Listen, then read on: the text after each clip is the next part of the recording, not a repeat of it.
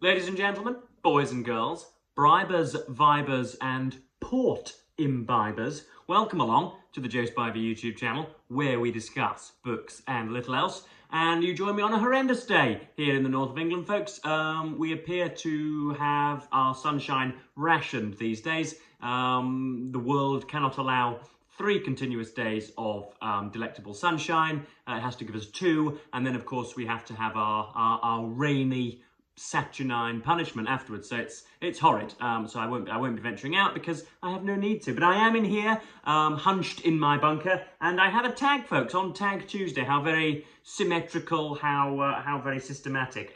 This is a tag created by Gavin at Genre Books. And I'd like to think it was created with me in mind, but it almost certainly wasn't because he doesn't know about my channel. But apparently somebody else who is at least a lukewarm fan of the Tour de France, folks. I'm sure you're all fanatically cognizant with what is going on at the Tour de France. There was the first rest day yesterday. We're into the second third of the race, the medium mountains.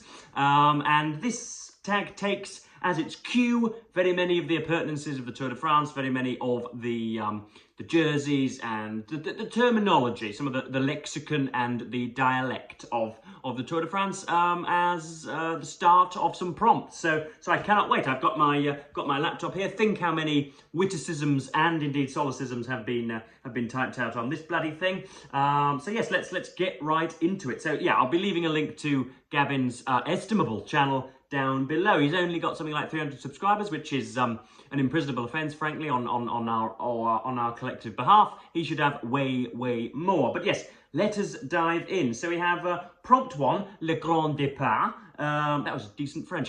Most people have been, as per usual, with kind of, you know, anglicised Westerners. They somehow think that they cannot pronounce French or Italian or Spanish or Japanese. I can do all. So I will not be butchering the French. I will be aping it and will be speaking it like a local, intoning it like a local.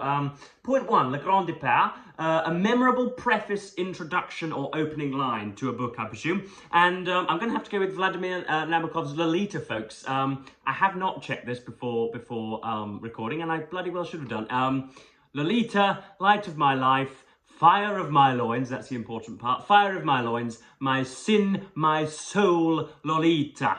The tip of the tongue taking a trip of 3 steps to tap at 3 on the teeth, Lolita.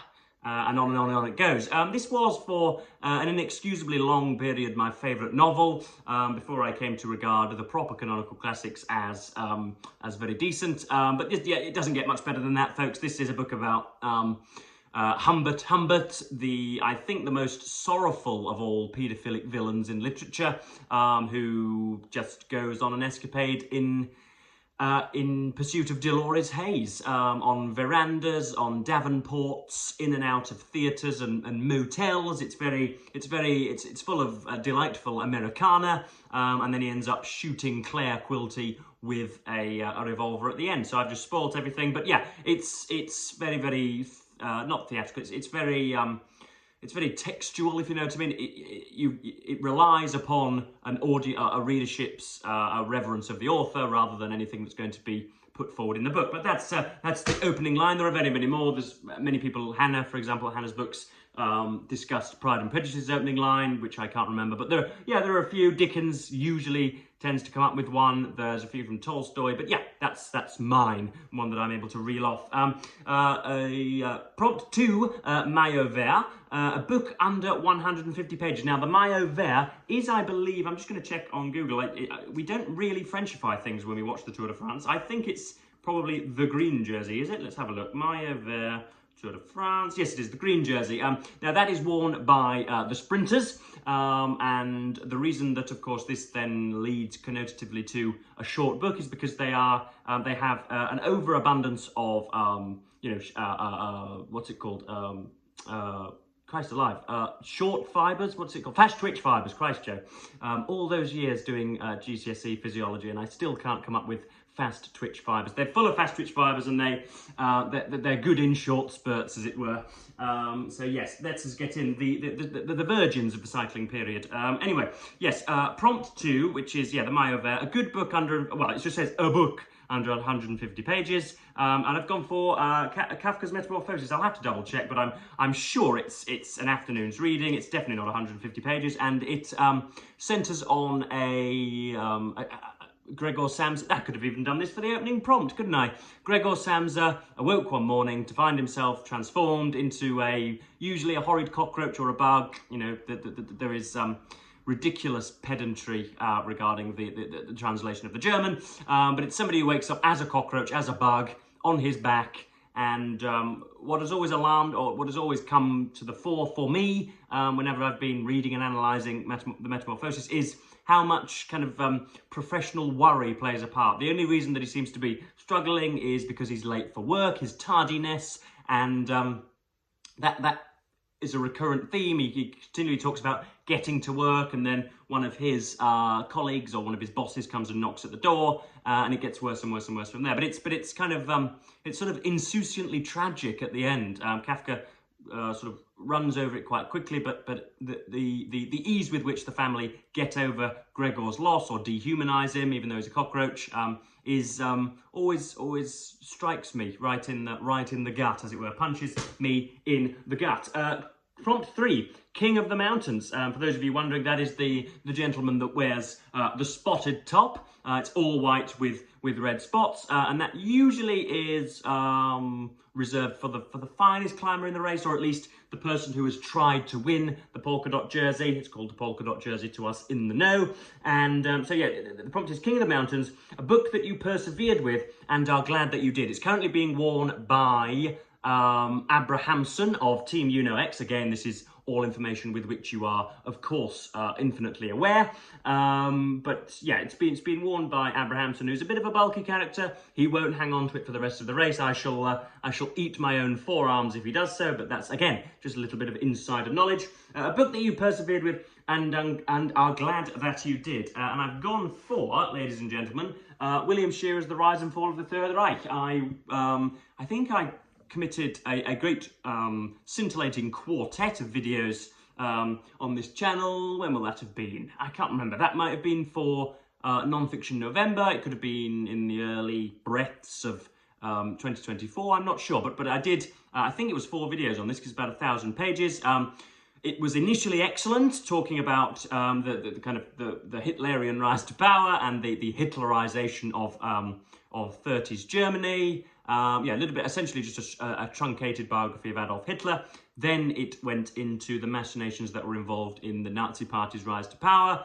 Then it went into the early stretches of the war. It's very, very multifarious. It's got all sorts of tendrils coming off of it. But it got a little dull, maybe 600-700 pages in, when Shearer was giving us seemingly a sort of minute-by-minute dissection of the Second World War, which would have been a decent book in and of itself. But I'm glad I got to the end, because then we got some diagnoses and the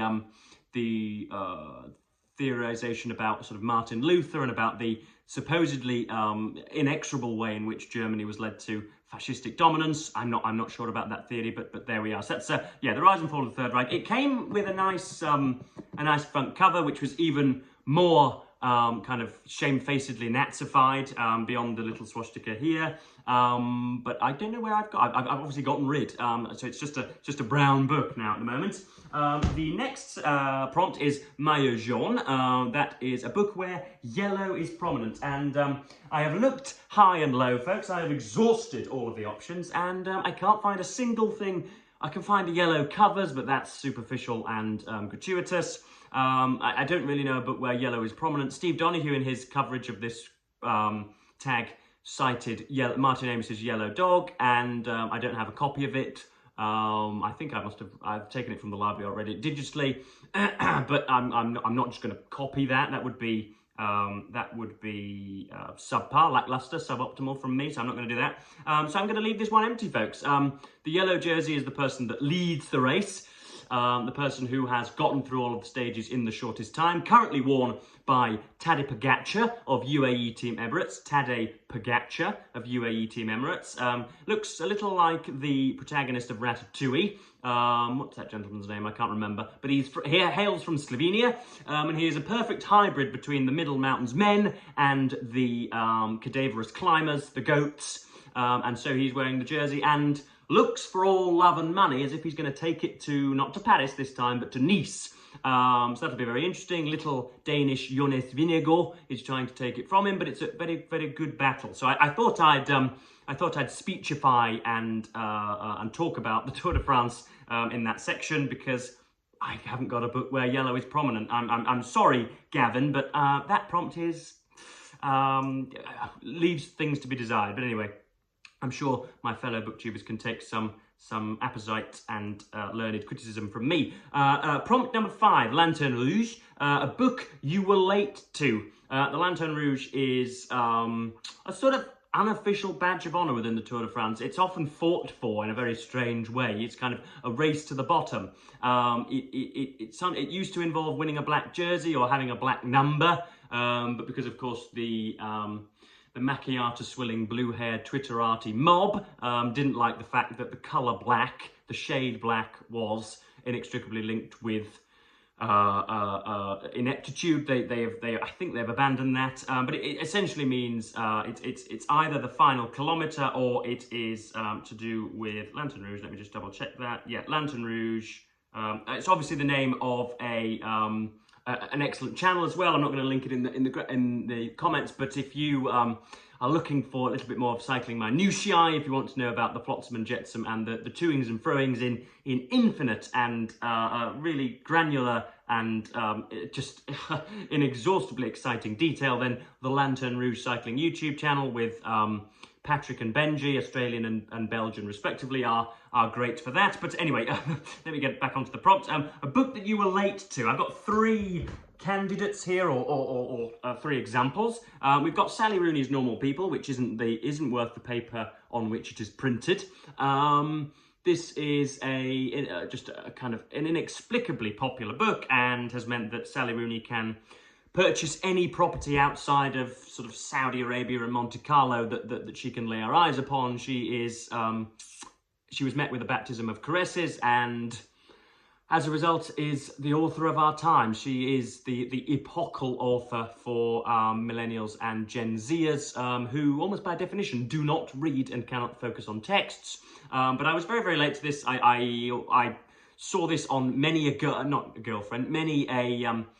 I saw this sort of on the docket during many sexual liaisons, or many rendezvous, many fumblings, many sort of bedroom adventures. The female in question would always be waxing lyrical about this. So I thought, well, Christ, I'm a reader. I better wrestle with the damn blighter. And it's demonstrably awful. Codswallop, execrable, all of the negative adjectives that could possibly come to mind whilst creating a YouTube video are pertinent to this book, but I was late to it, and it was I think everybody, even family members, had read this before I had gotten to it. Next up we have Zadie Smith's White Teeth. In preparation for writing a review of The Fraud, which never even came about, I undertook the challenge of acquainting myself with Zadie Smith's entire oeuvre. How many vowels indeed can be snuck into an English word? Oeuvre. And so I started with White Teeth, and this is about 500-600 pages. It's became famous, or it became linked with James Wood, who is the erstwhile and excellent critic for, I think, The New Yorker, who wrote an essay entitled Hysterical Realism, which was a little bit of a kind of kind jab towards White Teeth, but it's a huge announcement onto the scene. It's one scene never forgotten, and I shall get to rereading it at one point. But it's very, very good. But it came out, I think, before I was born. It was Zadie Smith's first book in the early noughties, and has ensured her place in the 21st century canon ever since, I do believe. So that's White Teeth. And then, last but not least, we have Keir Starmer's biography. Tom Baldwin's biography of Keir Starmer. There we are, with all his funereal, mournful sheepishness. There we are with his sort of glass vase trepidation. I asked, I think, the publisher 3 or 4 times for this because I wanted to review it for Open Letters Review, and had to go out and do the awful thing and part with my actual coin in order to purchase the bloody thing. I thought I would get possession of it. I thought it would be sharking through the letterbox, but because of you know, industry apathy. They didn't even bother to send me the thing, so I had to pay whatever the ridiculous sum was, £20 for it, and I ended up reviewing it for Open Letters Review anyway, so all was fine. But yeah, I was late to this, even though I bought it on nearly on release day, but compared to some of my fellow critics, I was way behind the 8 ball, I think is the Americanism that I'm going to use. Next up, prompt 6 is, if I can just move all of my crap back together, Here's category, or all category. In the old days when the Tour de France routes were being devised, I love the way I'm just bringing in some helpful information into all of these prompts. Yeah, in the old days when the Tour routes were being devised, famously, no Tour de France is ever the same. Sometimes they start in different countries. Of course, the Alps are only so big, so they tend to go over similar climbs year on year and annually, but the route is never the same. But when the routes were being devised years and years and years ago, 100 years ago or whatever, the yardstick or measuring stick for many of the climbs required the route organisers to jump into a Volkswagen Beetle and drive up the climbs, and if you could successfully ride up the climb in 3rd gear, for example, that was a 3rd category climb. This is a kind of mythologized rumour anyway. I think it's an old canard, but it fits for this channel. And if you were in the Volkswagen Beetle and you had to bring it down to 2nd gear, then indeed it was a 2nd category climb. And if you went back down, a little bit of ASMR for you there, mechanical ASMR. If you had to crank it back down to the 1st gear, then it was a 1st category climb. And if you couldn't get up the thing, if the Volkswagen Beetle became stationary, then it was an all category climb, which is essentially the hardest that come. But yeah, what's the hardest book that you've read or failed to read? Now, I don't want to be too Petersonian with any of my responses here, folks. You know that I deplore that Canadian psychologist and I think kind of intellectual populist. But I'm going to approach this question threefold in 3 different ways. First of all, if you're going to talk about the book that was most arduous to complete and the book that was hardest to get from page 1 to page 970 or whatever, then of course I'm going to have to go for Leo Tolstoy's War and Peace. I talked about this on my Sunday special, about how there was a huge disparity between my estimation of the novel and the collective canonical judgments of it. People would fall on their swords for this. They would live and die quoting this book, and unfortunately it just didn't do that for me. So that's going to be the most arduous book. If by hard you mean the book which challenged me most and which was the most engaging and required most cognitive attention from me, it's got to be George Eliot's Middlemarch. I've seen this book hauled many times, and yeah, people quake whenever they hold it to the camera because they know that that it's going to be very difficult. But yeah, I can quote from very many passages of this, and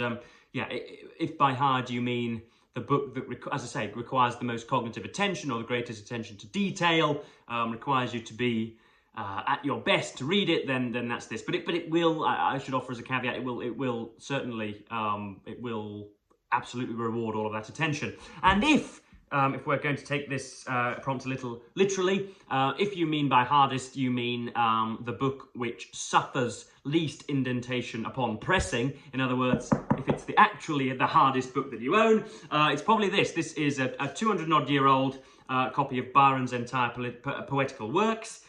This was a gift to the Eton cricket coach upon his graduating, or upon his leaving Eton, rather. Again, contrary to popular belief, despite the centre parting and the plum-throated circumlocution, I never did indeed attend Eton Day School, but this was given out in 1861, but was printed, I think, in 1850, so it's about 150, 170 years old, and that is again, the literal definition of what we've come to call as toe crushers on this channel. So that was prompt 6. Prompt 7, endurance, your favourite series, and I'm going to go for either Trollope's Palliser novels, which I've both read and reviewed on this channel before, or James O'Brien's How Not to Be Wrong series. There's How Not to Be Wrong, in a world that's crazy or whatever, How to Be Right in a world that's gone wrong, and then what I would view as the the sort of final contribution to that triumvirate. We have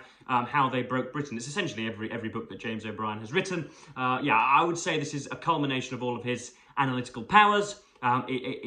So kind of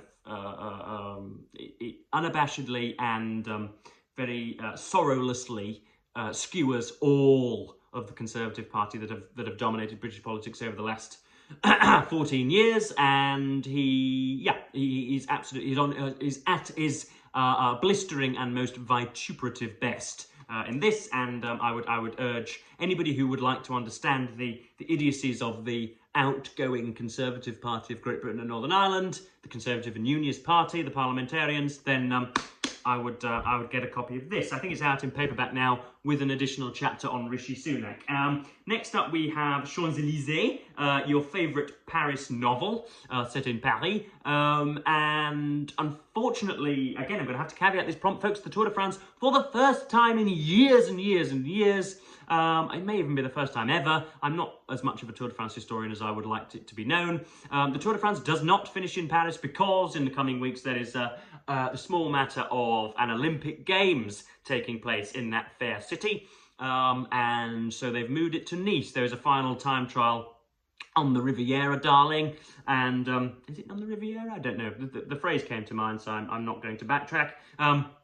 But if we're going to focus on a novel that's set in Paris, I'm going to have to go for Saul Beller's Ravelstein, not because it is a good book, because I picked it up at probably one of the finest times in my life. This was bought on the final week of my first year at university. I had just gone through the rigmarole of completing my what might be loosely termed exams, very misleadingly termed exams. I just submitted my final essay, and I had probably 7 to 10 days worth of kind of, bacchanalian debauchery to come. And throughout all of that, I read Ravelstein. So I would be probably slightly suffering. I would be, that kind of that pancreatic depression that comes as a result of having 14 units of alcohol sort of, intravenously injected into you during the evening. The following day, when I would be, sort of crippling under the dominance of alcohol-induced depression, I'd be reading this and would be awaiting the following evening, and I'd have friends coming in and out of the room. I'd be in the communal kitchen talking to everybody whilst reading it. So it is a great reminder of a very sunny time where I was suddenly shorn of all my responsibilities after a quite tumultuous first year. And so yeah, it's if I were to read it today, I'm not sure I'd be transported back to that time, but originally when I was reading it, it was a very, very auspicious time in the life, the 22-year-old life of Joseph Edward Spivey. And so I'm going to have to do that. And then the final prompt is Lance Armstrong. Have you ever cheated with a book to get to the end quicker? Now, there would have been a time in my life, folks, when I, again, was a Brexiteering right-wing populist, when I took contrarian and controversial and antithetical opinions just for the sake of it, that I would have cried out against the opinion that Lance Armstrong was cheating merely because everybody else was, again, intravenously injecting those performance-enhancing drugs. But now that I've come to my senses, I will indeed call him a cheat. And it was not just that he took performance-enhancing drugs like 98% of his contemporaries, but the malicious way in which he dealt with his detractors, the arrogant way in which he has not apologised to everybody, and the almost sort of autocratic way in which he wants to be instantly forgiven and given a new lease of life on the internet. I despise that man with every fibre of my being, and shall write whatever the opposite to a hagiographic biography is of him in the near future when the non-disclosure agreements run out. But a book that you skipped in order to get to the end of, I'm just going to go with a book that I've skipped through before. This is Nietzsche's Beyond Good and Evil. My thoughts on Friedrich and his philosophical counterparts are pretty well known. It all seems to be a little bit navel-gazing and a little bit pointless and a little bit boring. And so if ever you're flipping through a book and it's boring, you should send it windmilling through the room. But yes, I hope my Frenchified accents were to your liking, folks, and if indeed you think that they were not accurate, you happen to suffer from the serious disadvantage of being wrong. But yeah, I'm probably going to cap this video at 25 minutes. Not going to tag anyone. If you're watching this, then give it a go. I'm already quite late to it, so I assume everyone's been through with it. But yes, thank you, Gavin at Genre Books. Again, go and subscribe to his channel. He needs to have more on there because that will increase the frequency of his videos. So yes, I'm going to cap this at 25 minutes, and thank you ever so much for watching BookTube, and say goodbye.